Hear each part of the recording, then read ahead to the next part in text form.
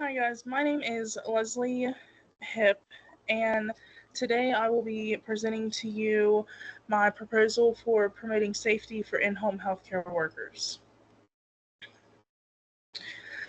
So, as an introduction, in-home healthcare workers is a broad term that covers numerous types of healthcare that's provided.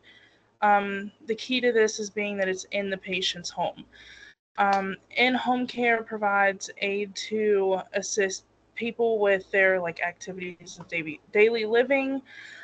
In-home nursing provides a nurse in the home that can take care of wound care or intravenous therapies. In-home healthcare workers can also include physical therapists, occupational therapists, and there's numerous others. So the problem that is at hand is that home healthcare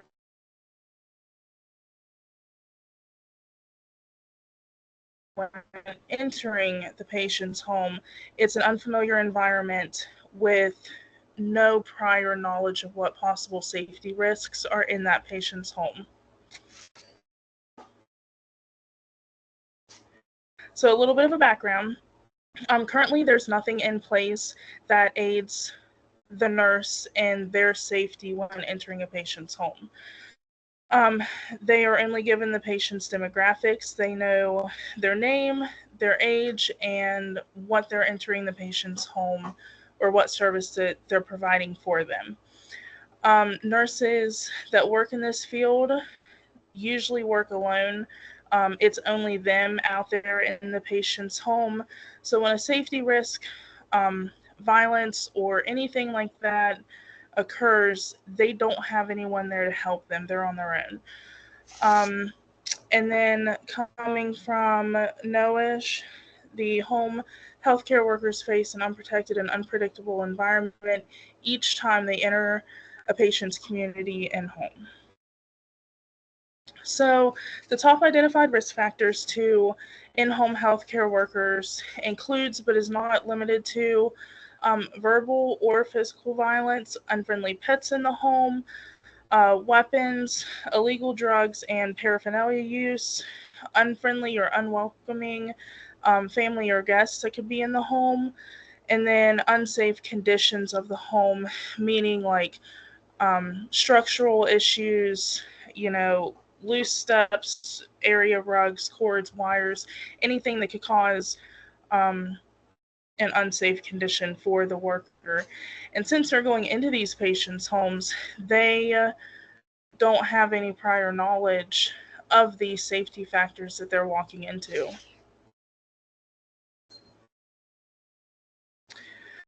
So the purpose of the study is to increase the safety of the nurses before entering the patient's home and during the nurse's encounter while conducting these home visits. Um, the plan is to implement an environmental safety intake prior to a nurse's initial visit with a patient, and it will increase the healthcare workers' awareness to the environment that they will be entering. It will identify safety risks beforehand, increasing the level, which will ultimately increase the level of care provided by the nurse because they have knowledge of the situation that they're walking into.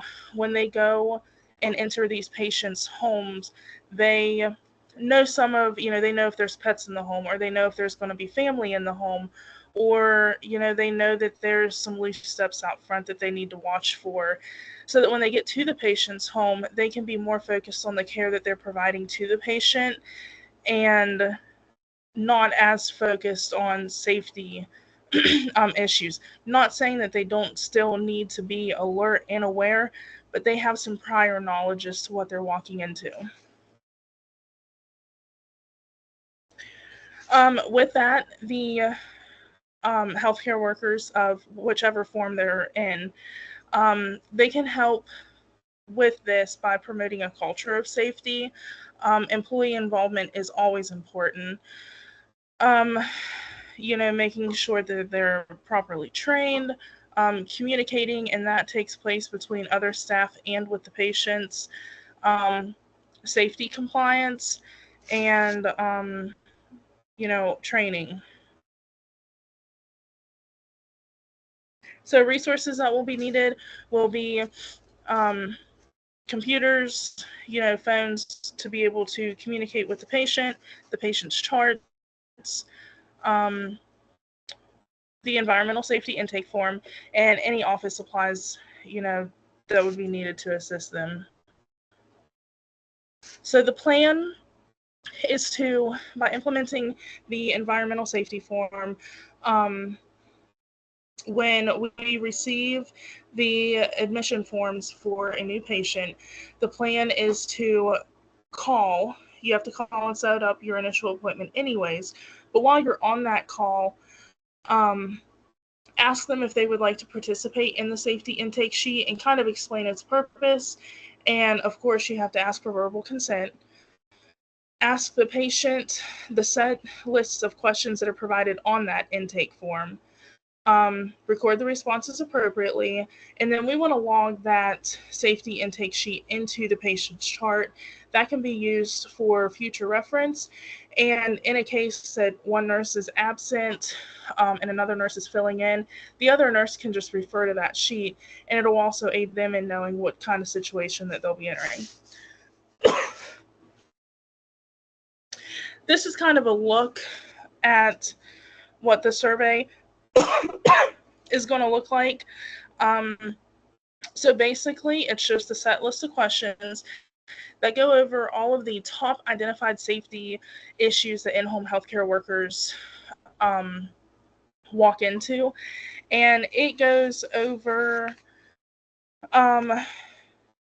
all of the safety concerns.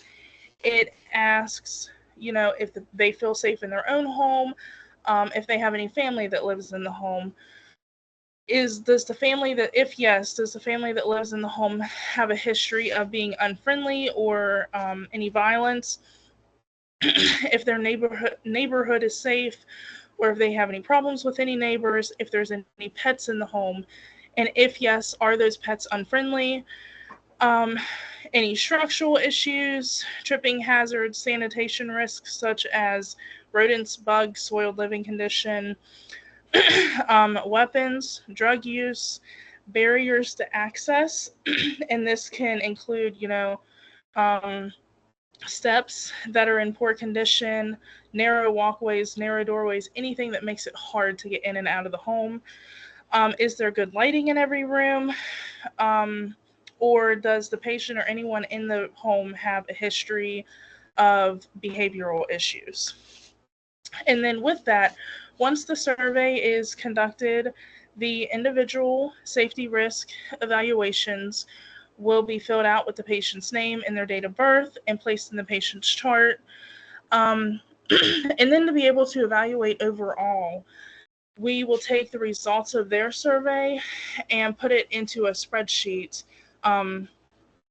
just a generalized spreadsheet, no patient information or anything, just to keep track of how many of the homes have an issue with each individual category.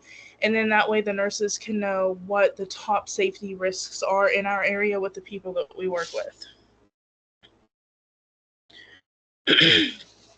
So the plan, a safety assessment must still continue once inside the home. Even though this survey provides a prior look into the situation that the nurse will be entering, they still must always be observant and aware of their surroundings. And then they can add any additional safety concerns that are observed in the patient's home after they do a visit. And then also coming from Noish, nurses to a degree are responsible for their own safety and patient safety and promoting a safe environment. And they can do this by being aware of their surroundings, being up to date on training, and knowing how to de-escalate situations when they are aware that there's an issue going on. It's important for change to happen. It's important to have the staff involved. Each nurse will be responsible for completing their own environmental safety survey for the patient that they are assigned. This will make it easier to it gives that nurse a look into the patient that they are going to be dealing with, and then it makes sure that all the patients are covered in the survey. And then they'll fill out the safety form and correlate the information onto the spreadsheet, as previously stated. Evaluation is always important to make sure that change is effective. It helps you track the trends and the patterns, kind of like the spreadsheet, monitoring the overall results. And when making changes, it's important to evaluate if the changes are effective and assess if the environmental safety survey appropriately reflects the safety concerns that are being seen in the patient's home, or if changes need made to better reflect the issues that are seen. So in conclusion, the problem that we're having is that in-home healthcare workers have no prior knowledge to the environments that they are entering or the safety risks that lie at hand. The plan is to conduct the environmental safety survey prior to entering a patient's home to increase the nurse's awareness of the situations that they're entering and increase their safety so that they know what they're walking into. And then the results of the survey will be kept in the patient's chart to reflect on and add to as needed. And then, of course, evaluate if the plan was effective. And you can evaluate if the plan was effective by having a meeting and assessing with the nurses if the safety survey risk helped them to feel more prepared for the environment that they were walking into. And if it, mirrored the situations that they were seeing, or if changes need to be made or stuff needs to be added to it to more closely mirror the situations that they're seeing. And then, of course, ask the nurses, did they feel safer by knowing kind of what lied ahead for them in the environment that they were going to be entering. If you have any questions, there's my email, and then some of the sources. Thank you, guys.